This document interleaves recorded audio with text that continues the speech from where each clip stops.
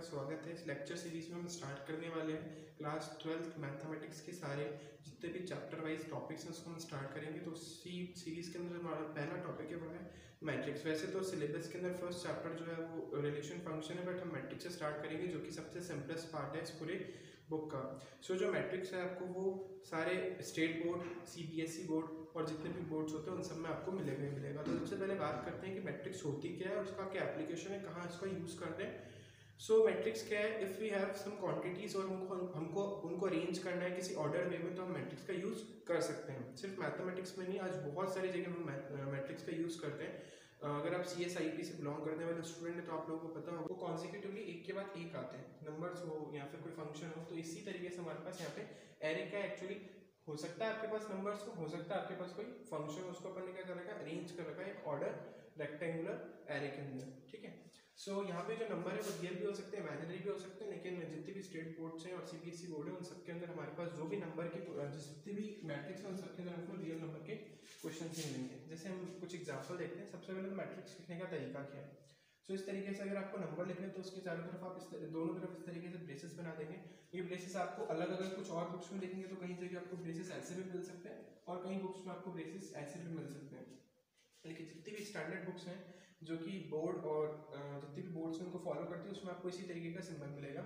सो सबसे पहले तो आपको जब भी मैट्रिक्स को डिफाइन करना है तो आप हमेशा कैपिटल लेटर का यूज़ करेंगे। यहाँ पे कैपिटल कोई भी अल्फाबेट आप यूज़ कर सकते हैं। सो जैसे मैंने यहाँ पे एक क्या बोलते हैं रियल नंबर का मैंने एक वो बनाया है, मैट्रिक्स बनाया है। यहाँ पे हमने एक फंक्शन का एक मैट्रिक्स बनाया और वहाँ पे हमने एक इमेजिनरी नंबर का मैट्रिक्स फॉर्म किया है।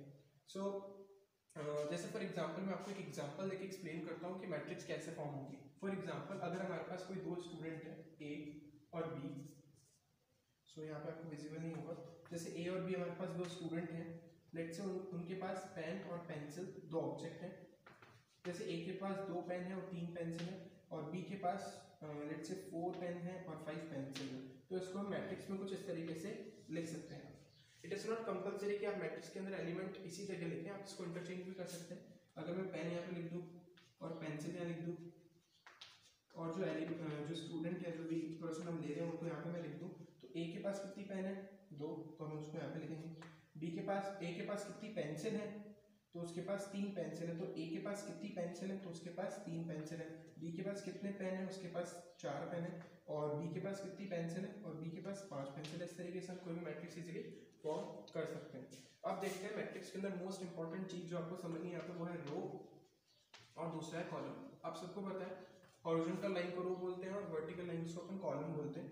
सो इसी तरीके से यहाँ पर ये जो आपको दिख रही है this is our first row, इसको हम R1 बोल सकते हैं। ये हमारी सेकंड रो है R2। तो फर्स्ट रो के अगर आपसे कोई एलिमेंट पूछे तो 2, 3, 5, सेकंड रो के एलिमेंट 6, 7 एंड 8। इस तरीके से अगर आप वर्टिकल लाइन देखते हैं तो ये आपका पहला कॉलम हो गया C1, ये आपका दूसरा कॉलम हो गया आपका C2 और ये आपका तीसरा कॉलम हो गया आपका C3। अगर मैं C1 में आपसे नंबर ऑफ एलिमेंट पूछूं 2 और 6, इस तरीके से 3 और 7 और यहाँ पे 5 और 8। इस तरीके से यहाँ पे भी जो है इस रो के अंदर फर्स्ट रो में -2x और 4x एलिमेंट है और सेकंड रो के अंदर 5, 5 + 3 और जो नेक्स्ट एलिमेंट है वो 7x। इस तरीके से आप जब वर्टिकल लाइंस पे ले लेंगे तो बन जाएगा आपके कॉलम। नेक्स्ट इंपॉर्टेंट चीज के बारे में बात करते हैं वो होता है order of matrix. Order of matrix is nothing but अगर हम नंबर ऑफ रोज और कॉलम के बीच में क्रॉस लगा लें तो वो बन जाएगा हमारा order of matrix. For example इस एग्जांपल में हमारे पास 2 रो है और 3 कॉलम है, तो इसका ऑर्डर सिंपल है 2 क्रॉस 3। याद रखिए सबसे पहले रो लिखेंगे फिर कॉलम लिखना है और इनके बीच में क्रॉस करना है।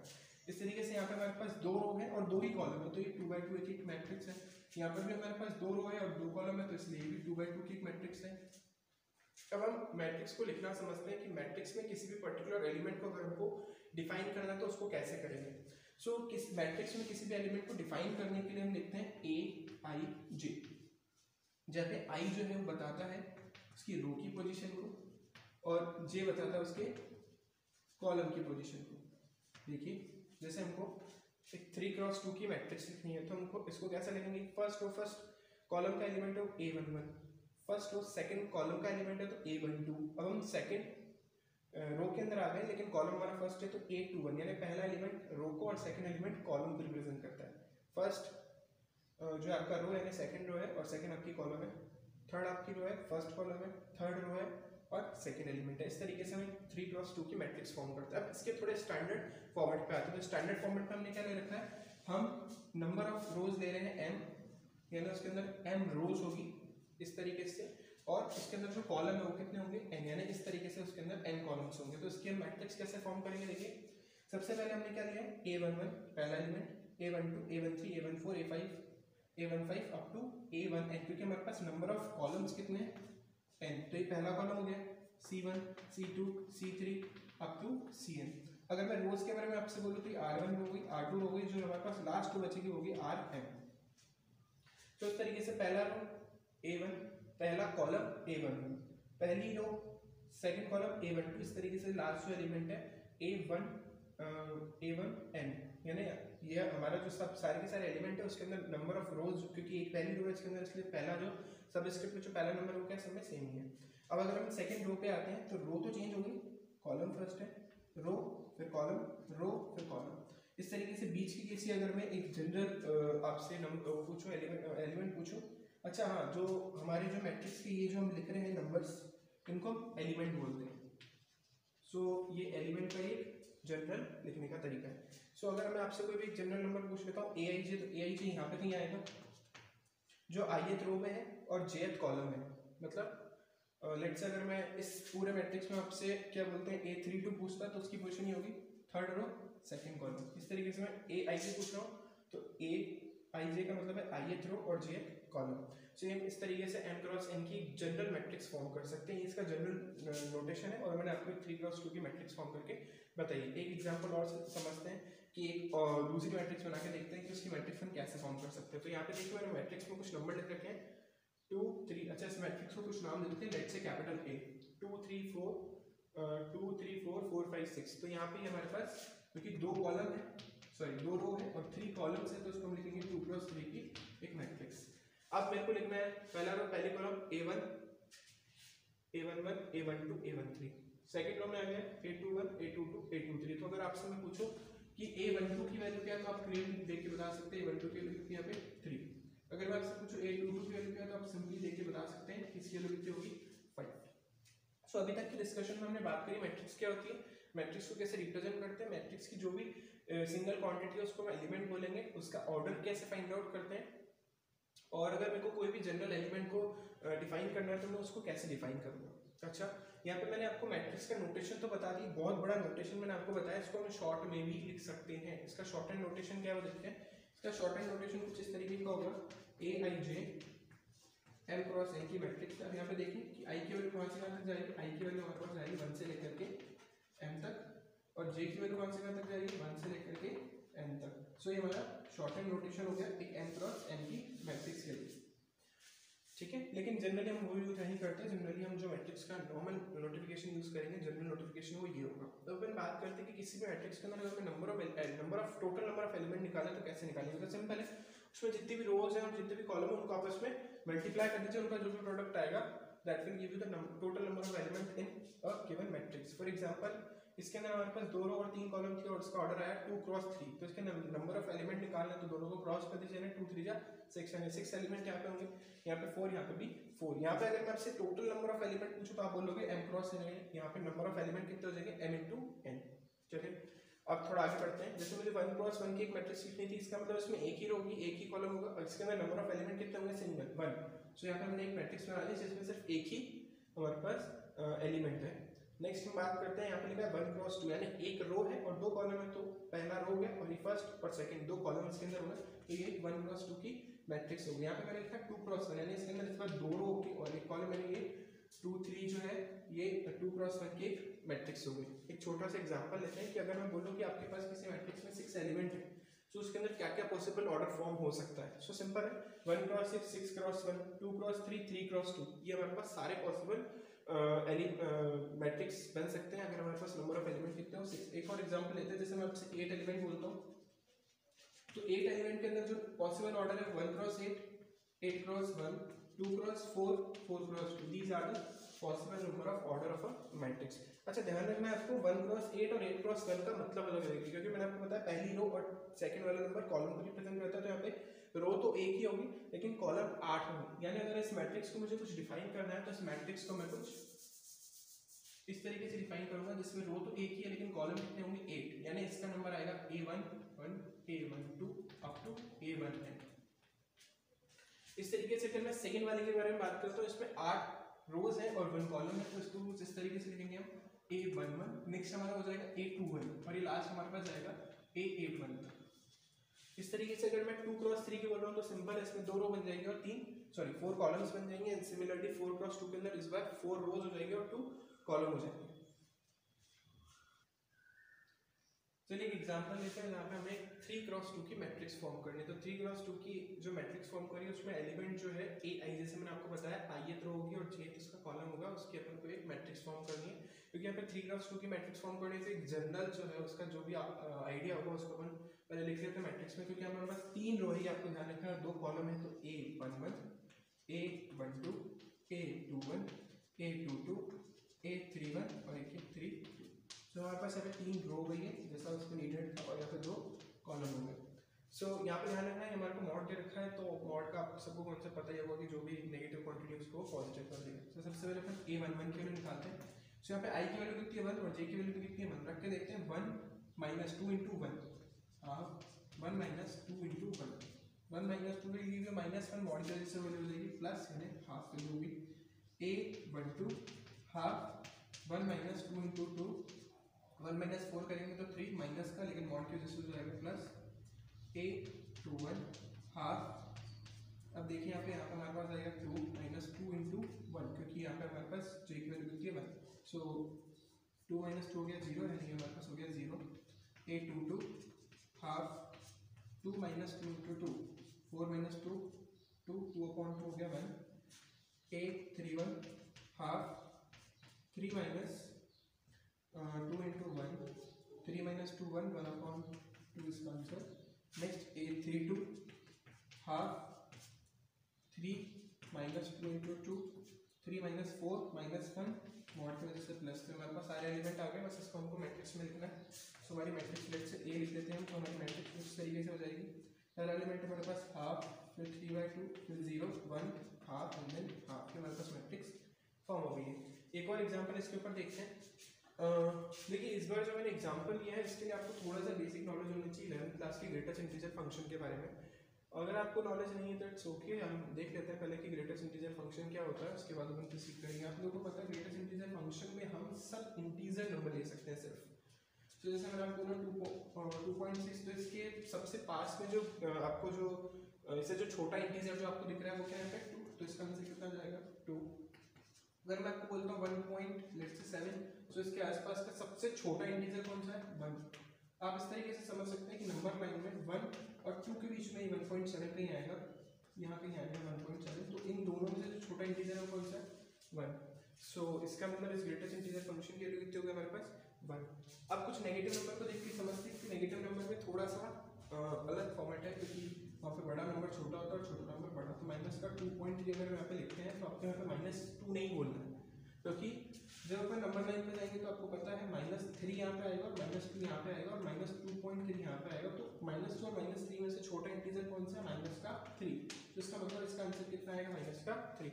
आई थिंक सो इतना आपको आइडिया हो गया होगा कि ग्रेटेस्ट इंटीजर फंक्शन में हमको क्या करना है, छोटा वाला इंटीजर लेना है। तो इसके अगर हमको एक मैट्रिक्स फॉर्म करनी है, इस बार उसको थोड़ा सा चेंज कर लेते हैं। लास्ट टाइम हमने 3 क्रॉस 2 की एक मैट्रिक्स ली थी, चलिए इस बार हम 2 क्रॉस 2 की मैट्रिक्स फॉर्म कर देते हैं। So let's say B matrix हमारे पास पहला एलिमेंट A11, A12, यहाँ पे 2 ही रो है 2 ही कॉलम है, A21 और एक A22। A11 की वैल्यू में निकालनी हाफ 2, I की वैल्यू 1 -3 इंटू 1। अब ध्यान दीजिएगा 2 -3 ऑलरेडी हमारे पास यहाँ पे जो वैल्यू आ रही है -1, तो ध्यान रखना अगर -1 वाली आ रही है तो खुद ही एक इंटीजर है, तो सीधी सीधी उसकी वैल्यू कितनी आ जाएगी -1। नेक्स्ट अपन बात करते हैं A12 हाफ, इस बार हमारे पास हो जाएगा 2 into 1 -3 into 2, 2 -6 it will give you -4। Again एक इंटीजर वैल्यू है तो आपको घबराना नहीं, सीधा सीधा लिख देना है।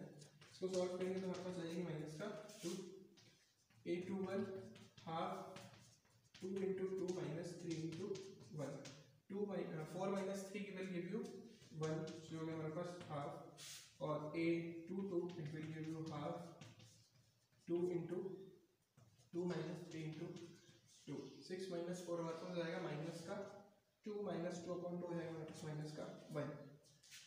सो चलिए इसकी मैट्रिक्स फॉर्म करते हैं। तो सबसे पहला हमारे पास एलिमेंट है माइनस का हाफ, माइनस का 2 हाफ और ये माइनस का 1। से हमारे पास इसकी मैट्रिक्स फॉर्म होगी। चलिए इस वीडियो में हमारा नेक्स्ट टॉपिक है that is types of matrix. तो बहुत ईजी है टाइप ऑफ मैट्रिक्स। सबसे पहले हमारी मैट्रिक्स है रो मैट्रिक्स। नाम से समझ आ रहा है सिर्फ इसमें रो एग्जिस्ट करेगी, मतलब एक सिंगल रो होगी। कॉलम तो होंगे लेकिन यहाँ पे नंबर ऑफ रोज कितनी होगी, सिंगल रो होगी। तो यहाँ पे हमारे पास रो मैट्रिक्स कुछ इस तरीके से हो सकती है, जैसे मैंने 2 3 4 लिख दिया, रो मैट्रिक्स है। यहाँ पे हमारे पास एक ही रो है, 3 कॉलम है, तो 1 क्रॉस 3 की मैट्रिक्स होगी। बी एक में और लिख देता हूँ, लेट्स से 4 5 हमारे पास ये 1 क्रॉस 2 की मैट्रिक्स हो गई। So it is quite easy. इसमें सिर्फ एक ही रो। इस तरीके से कॉलम मैट्रिक्स में क्या हो जाएगा, सिर्फ आपको एक ही कॉलम रखेगा, मल्टीपल रोज पॉसिबल है। तो एक सी मैट्रिक्स हम लिख देते हैं 3 आयोटा, लेट्स से 3x 5 और 3z। सो हमारे पास एक 3 क्रॉस 1 की मैट्रिक्स फॉर्म हुई।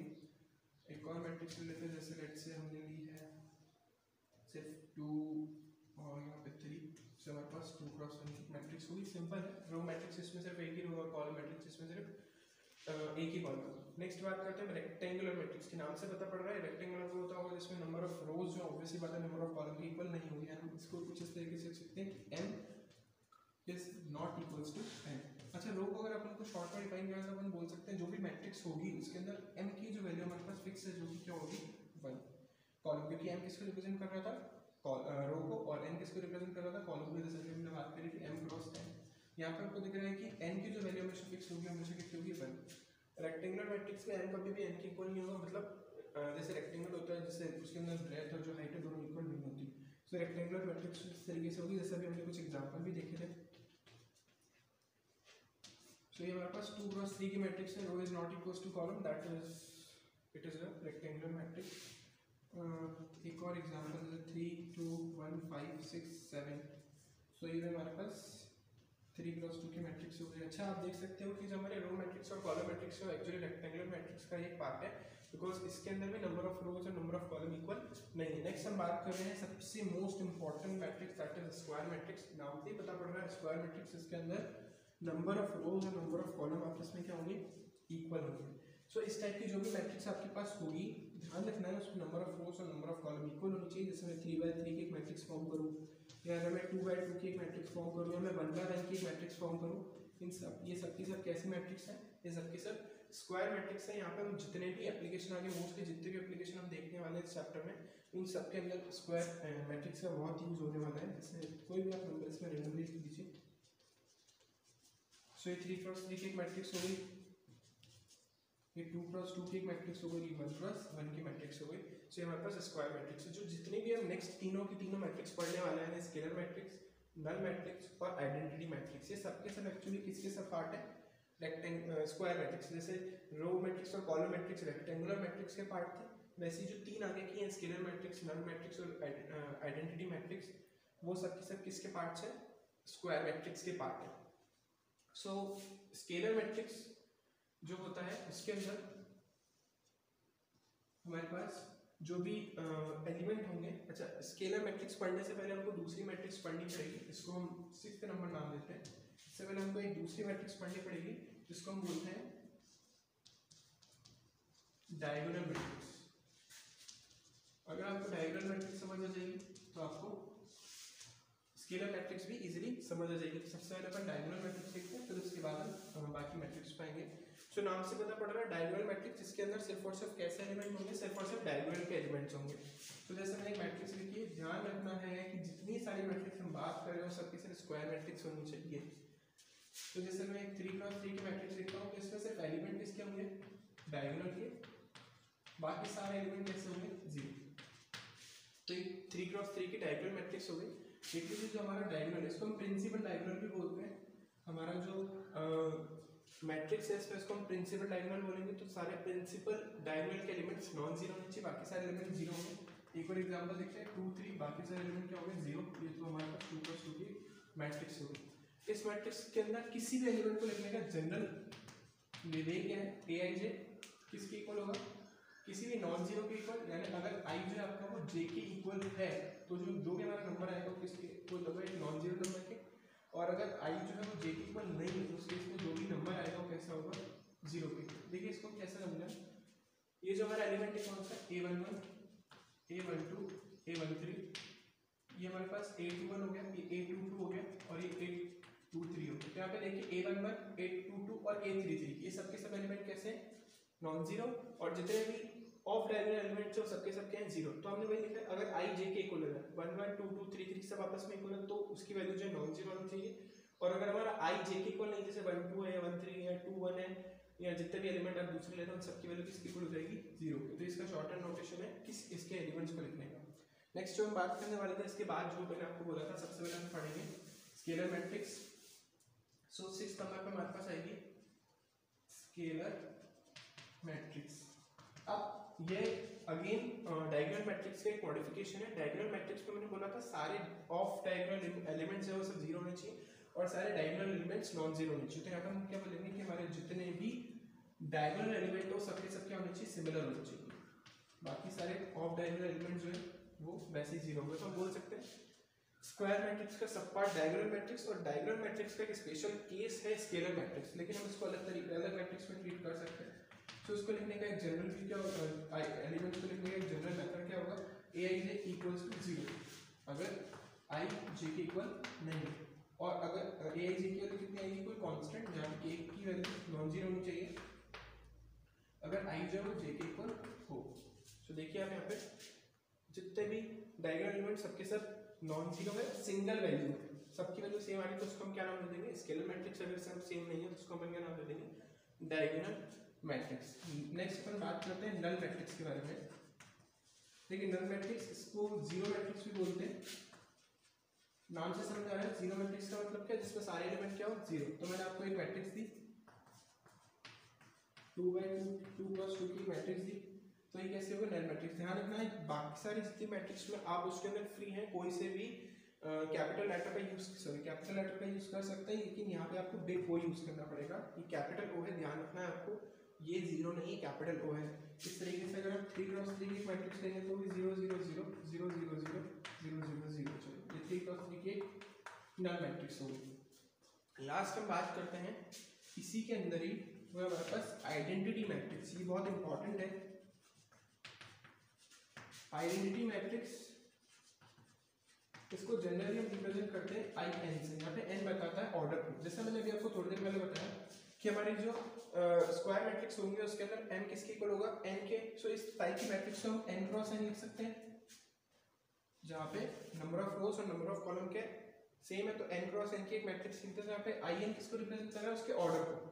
तो अगर मैं कह रहा हूँ आई वन, तो इसका मतलब इसमें सिर्फ एक ही एलिमेंट होगा, मतलब ये 1 क्रॉस 1 की एक मैट्रिक्स होगी। आई टू मैंने इसमें क्या बोलते हैं 2 रो और 2 कॉलम, मैंने इसके जो ऑर्डर है वो क्या हो जाएगा 2, और यहाँ पे i3 का मतलब इसका ऑर्डर कितना हो जाएगा 3, और in का मतलब इसका ऑर्डर कितना हो जाएगा n। सो लिखने का तरीका सिंपल है, जितने भी डायगोनल एलिमेंट्स इस बार वो कितने हो जाएंगे 1। इसमें एक ही एलिमेंट है, वही डायगोनल एलिमेंट होगा, इसलिए 1 हो गया। इसमें डायगोनल एलिमेंट 1 1, बाकी सारे ऑफ डायगोनल एलिमेंट कितने हो गए 0। इसमें सारे डायगोनल एलिमेंट कितने हो गए 1, बाकी जितने ऑफ डायगोनल एलिमेंट हो कितने हो जाएंगे 0। सो हमारे पास एक 3 क्रॉस 3 की आइडेंटिटी मैट्रिक्स बन गई। इसी तरीके से अगर मेरे को आई एन लिखना है तो मैं जितने भी डायगोनल एलिमेंट्स है उसको लिखूंगा 1 1 1, बाकी सारे जितने भी एलिमेंट्स हो कितने हो जाएंगे 0। इसको लिखने का एक जनरल तरीका क्या है, जनरल वे क्या है हम देखते हैं। यहाँ लिख देता हूँ मैं, ए आई जे इक्वल्स टू 0 हो जाए अगर आई जो जे के इक्वल ना हो, और अगर आई जे के इक्वल है तो उसके लिए कितने हो जाए 1 जैसा हमने ऊपर सब पढ़ा। सो डायगोनल एलिमेंट्स सारे नॉन जीरो होने चाहिए, बाकी सारे एलिमेंट जीरो।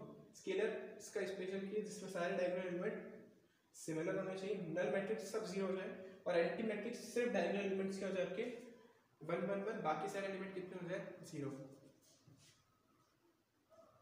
चलिए लास्ट जो टॉपिक हमारा पर बचा है मैट्रिक्स के अंदर, लास्ट टाइप की जो मैट्रिक्स है that is triangular matrix. Triangular matrix NCERT में शायद आपको ना मिले, बट ये भी कहीं ना कहीं पूछी जाती है। तो ट्रायंगुलर मैट्रिक्स की 2 पार्ट हैं, एक तो अपर ट्रायंगुलर मैट्रिक्स है और लोअर ट्रायंगुलर मैट्रिक्स है। याद रखना जितने भी हम पार्ट अभी पढ़कर आए हैं लास्ट के अंदर, scalar matrix, diagonal matrix, scalar matrix, null matrix और बाकी आइडेंटिटी मैट्रिक्स है, यूनिट मैट्रिक्स, वो सब के सब स्क्वायर मैट्रिक्स के पार्ट है। तो उसी का एक लास्ट पार्ट हमारे पास बचा है ट्रायंगुलर मैट्रिक्स। तो इसमें भी हमारे पास जो मैट्रिक्स होगी उसमें n किसके इक्वल होगा n के। सो अपर ट्रायंगुलर मैट्रिक्स का मतलब है कि जितने भी ऊपर वाले एलिमेंट हैं डायगोनल के ऊपर वाले और डायगोनल को मिला करके यानी हमारा जो प्रिंसिपल डायगोनल है वो और उसके ऊपर वाले एलिमेंट जो नॉन जीरो होंगे बाकी सबके सब होंगे जीरो। जैसे मैं आपको 3x3 की एक मैट्रिक्स लिख के दिखाता हूँ 1 2 3 4 5 6।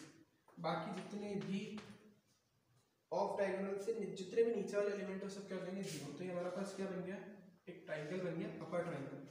तो हमारे पास कैसी मैट्रिक्स होगी, अपर ट्राइंगुलर मैट्रिक्स। जैसे हमको एक 2x2 की मैट्रिक्स लिखनी है 1 2 3 पर एलिमेंट क्या हो गया हमारे पास जीरो, सिंपल है।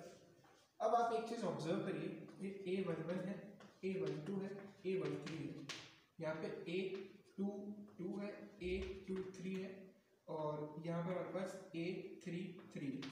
अगर मैं इस एलिमेंट के बारे में बात करूँगा, ये जो 21 है, ये 31 है और ये 32। आपने एक चीज ऑब्जर्व करी होगी कि जितने भी ऑफ डायगोनल एलिमेंट है उसमें जो पहला यानी रो का जो नंबर है हमारे कॉलम के नंबर से क्या है ज्यादा। तो इसको लिखने का जनरल रिप्रेजेंटेशन क्या हुआ, Aij के अंदर कि वो सारे एलिमेंट जीरो होंगे जहाँ पर हमारे पास जो i है वो j से क्या हो बड़ा। ये इसका एक जनरल लिखने का मेथड हो गया। और Aij जो है वो नॉन जीरो होगा अगर i जो है वो j से छोटा है या उसके इक्वल है, ठीक है। सो ये इसका जनरल पे हो गया। अब अपन बात करते हैं लोअर ट्रायंगुलर मैट्रिक्स, सेम ऐसा ही, बस इस बार नीचे वाले सारे एलिमेंट जो है नॉन जीरो हो जाएंगे, ऊपर वाले जो सारे एलिमेंट क्या हो जाएंगे वो सबके सब जीरो। जैसे 1 2 3 4 5 6 और बाकी जितने भी एलिमेंट हमारे पास हैं बच्चे सबके सब क्या हो जाएंगे जीरो। ये हमारे पास किसी मैट्रिक्स है लेफ्ट साइड। ऐसे 2x2 की अगर हमको एक मैट्रिक्स लिखनी है तो कितनी हो जाएगी 1 2 3 और यहाँ पर जीरो, ठीक है। सो इसको भी लिखने का जनरल में यही है, बस इसमें इस बार आप ऑब्जर्व करिए जैसे मैंने आपको पहले समझाया था। इस बार हमारे पास जो इस बार j है वो i से क्या है ज्यादा। जैसे इसको हम लिखेंगे तो ये 2 3 सॉरी 1 2 है और इसको लिखेंगे तो ये 1 3 है, इसको लिखेंगे तो ये हमारे पास 2 3 है। तो यहाँ पे इस बार हमारे पास जो कॉलम का नंबर है वो रो से क्या है ज्यादा। सो इसको लिखने का जनरल तरीका Aij equals to 0 if i is less than j। और Aij जो है वो क्या होगा नॉन जीरो होगा अगर आपका i जो है वो ग्रेटर देन इक्वल्स टू क्या हो j। मैंने इक्वालिटी का साइन इसलिए लगाया क्योंकि इस बार डायगोनल मैट्रिक्स एलिमेंट्स भी जो है वो क्या है नॉन जीरो है, ठीक है। इसी के साथ ही टाइप्स ऑफ मैट्रिक्स यहाँ पे होता है खत्म। एक लास्ट टॉपिक के बारे में और बात करेंगे इस वीडियो में, वो है इक्वालिटी ऑफ मैट्रिक्स। इस वीडियो का हमारा जो लास्ट टॉपिक है that is equality of matrix. Equality of matrix दो भी मैट्रिक्स ले रहे हैं, जैसे हमारे यहाँ पे दो मैट्रिक्स अज्यूम करें A और B, वो इक्वल कब होंगे जब पहली चीज उनका ऑर्डर सेम हो। मतलब अगर पहली मैट्रिक्स 2/3 की है तो दूसरी मैट्रिक्स 2x3 की होनी चाहिए। मेन चीज यहाँ पे जो आपको याद रखना है कि जो पहले के A के जो एलिमेंट है वो B के कॉरस्पॉन्डिंग एलिमेंट्स की क्या होने चाहिए इक्वल। जैसे मैंने आपको एक मैट्रिक्स लिखी 2 3 4 5, ये 2x2 की एक मैट्रिक्स है। मैंने B एक मैट्रिक्स लिखी 2 3 4 5, ये भी 2x2 की मैट्रिक्स है। तो हम बोल सकते हैं एक इसके इक्वल होगा B के, क्यों क्योंकि दोनों का ऑर्डर सेम है और इनके corresponding element A11 is equals to A11 of B, A12 of A is equals to A12 of B, same way A21 of A is equals to A21 of B and A22 is equals to A22 of B. So these are called equality of matrix. अब यहाँ से आपको एक बात बहुत अजीब लग रही होगी कि हम ये चीज़ पढ़ क्यों रहे हैं, हमको यहाँ पे मिल गया पढ़ गई। जब दो मैट्रिक्स आपस में इक्वल दिख रही है तो उसको क्या बोलते हैं इक्वल मैट्रिक्स बोल देंगे। लेकिन इसके ऊपर बेस्ड मोस्टली हर एग्जाम का क्वेश्चन जो आता है वो मैं आपको बताता हूँ कैसा क्वेश्चन है। जैसे मैंने आपको दो मैट्रिक्स दी ए और बी, आपको ऑलरेडी क्वेश्चन में गिवन है कि दोनों मैट्रिक्स आपस में क्या है इक्वल। सो लेट्स से ए जो आपको मैट्रिक्स दे रखी है 2 3x 4x + 3, यहाँ पे 5y + 3 इज इक्वल, और एक बी मैट्रिक्स आपको दे रखी है 4 5 6 एंड 4 5। इसको थोड़ा चेंज करते हैं, इसको 6 करते हैं, ओके। सो ये हमारे पास मैट्रिक्स दे रखी है और हमको यहाँ पे x और y की वैल्यू निकालना। सबसे सिंपलेस्ट क्वेश्चन है जहाँ पे हमको मैट्रिक्स दे रखी है आपस में इक्वल है, ए और बी जो आपस में इक्वल मैट्रिक्स आपको दे रखी है, and find x and y, हमको x और y की वैल्यू फाइंड आउट करनी है। तो सिंपल है, आपको कॉरस्पॉन्डिंग जो एलिमेंट है उसको क्या करना है आपको इक्वल, इसको थोड़ा चेंज करते हैं, ओके फाइन।